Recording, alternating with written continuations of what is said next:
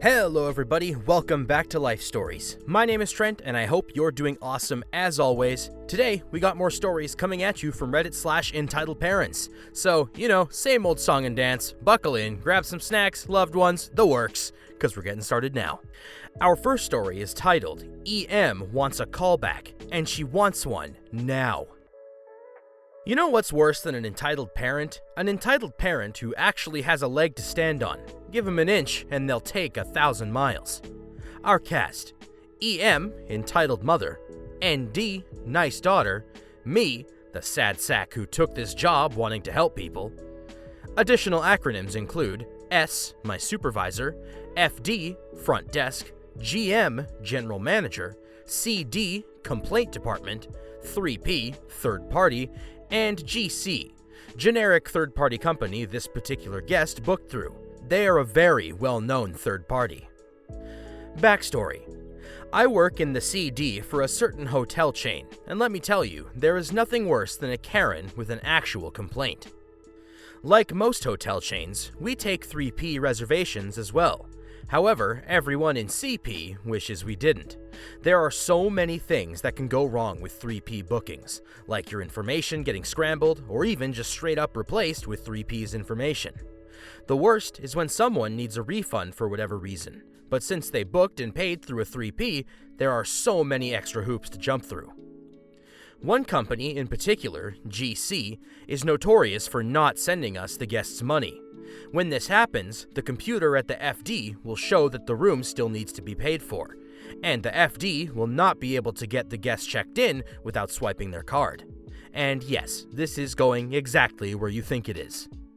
We get complaints about this all the time, and aside from one instance I had the other day, it is always GC. These are fairly easy cases to get through normally, as long as the guest is a sane person. Just confirm the charge in the receipt, check to see if the card number matches what the guest gives, and then advise the guest to call GC to either issue a refund or send the money to the hotel so that the GM can refund the guest. The former would be the easiest solution, since the money goes to the hotel anyway, but they almost always make it difficult and choose the latter, the hard way. This is, of course, a huge inconvenience to the guest, and while most understand that it's just an issue on GC's end, some will go off on a tangent about how they won't let the hotel scam them out of their money. The most annoying part is when GC refuses responsibility on their part and tells the guest to call the CD to get their money back. In these cases, we just submit a case for the GM, who will then handle it on their end with the aforementioned hard way. We always advise 2 days for a callback from the GM, as this gives them ample time to look into the issue, see if they can find a solution, and get everything ready to make the call as quick and painless as possible. Unfortunately, some people are impatient, like the EM of today's story.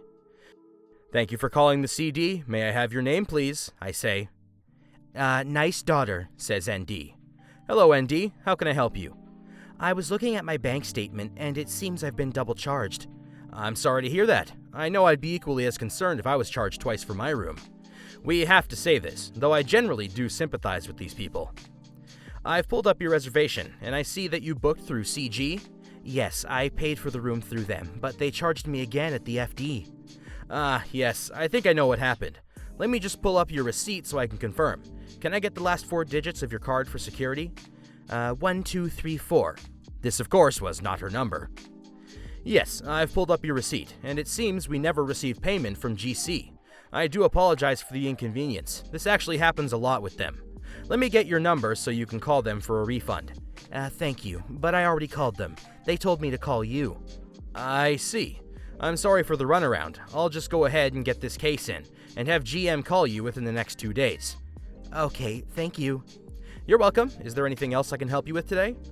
No, you've been great. Thank you." "Well, thank you for calling the CD, and have a good day." I smile as the call ends. I love calls like that. As I mentioned before, I took this job because I genuinely like helping people. It gives my life meaning, especially with all the times I've been helped in the past. I enter her case and wait for another call. Normally, we just jump right into the next call, but we've been starting to slow down a little over the last few weeks. Thank goodness too, because March and early April were a nightmare thanks to COVID-19. Finally, I get another call. Thank you for calling the CD. May I have your name, please? EM, but the reservation is under ND. I immediately recognize the name, but we usually try not to let on that we're the same person, unless they say something. I click the back button and confirm it's ND. Hello, EM. How can I help you? My daughter just called. My card was charged twice at check-in, and we need to get this fixed. I'm sorry to hear that. I'd be equally concerned if I was charged twice for my room. I found her case too. Can you please confirm the card number and the ND's phone number for security?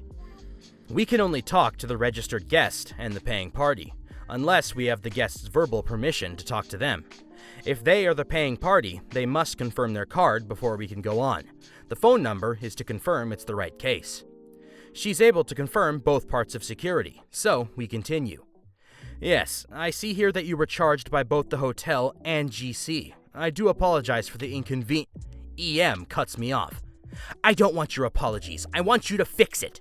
I roll my eyes. Unlike her daughter, who makes me glad I took this job, it's people like her that keep me from enjoying my job as much as I thought I would.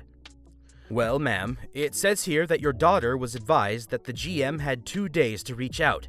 That's not good enough. I want my money back now.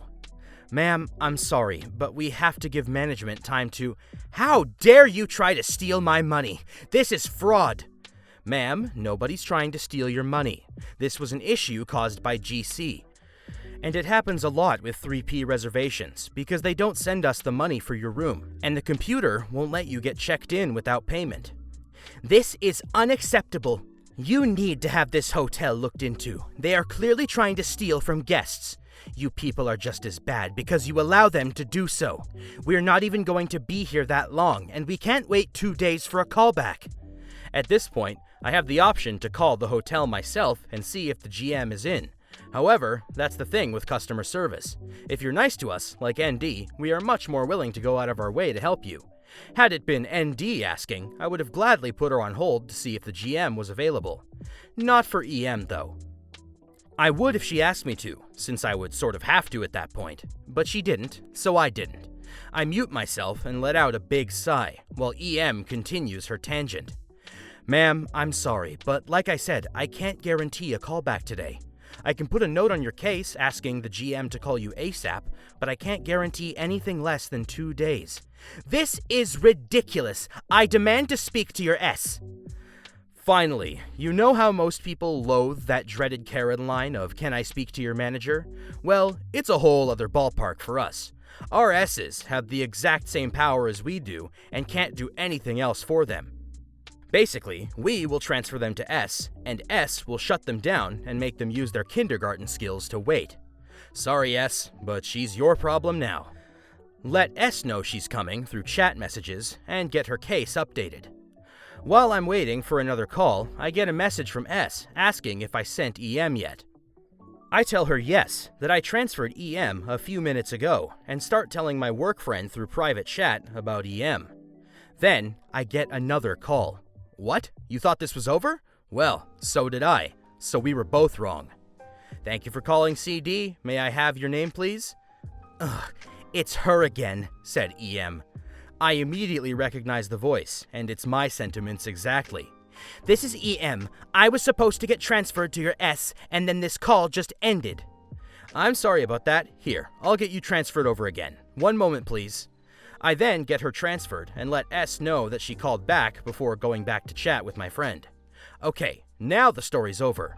Let this be a lesson to all who read it. Never book 3P. You could probably hear it in my voice while reading back this story that this kind of hits a little bit close to home. I used to work as an over-the-phone customer service rep, and it was the single most painful job I have ever worked. I am so glad to be out, and hearing this story really hits me in a spot where I didn't expect to be hit. I can only hope that OP doesn't have to deal with any Karens like this on a daily basis. It's one thing to be answering questions for people in person, but when it's over a phone, you'd be absolutely baffled at how incompetent people are with technology. Even just a simple telephone. It's insane. And with that especially long one out of the way, that actually is all the time we have for today's episode. I want to thank you guys so much for tuning in to yet another episode of Life Stories. My name is Trent, and don't forget to like, comment, and subscribe so you don't miss any of the content we got cooking up coming your way. Once again, thank you for tuning into Life Stories, and I hope to see you guys soon.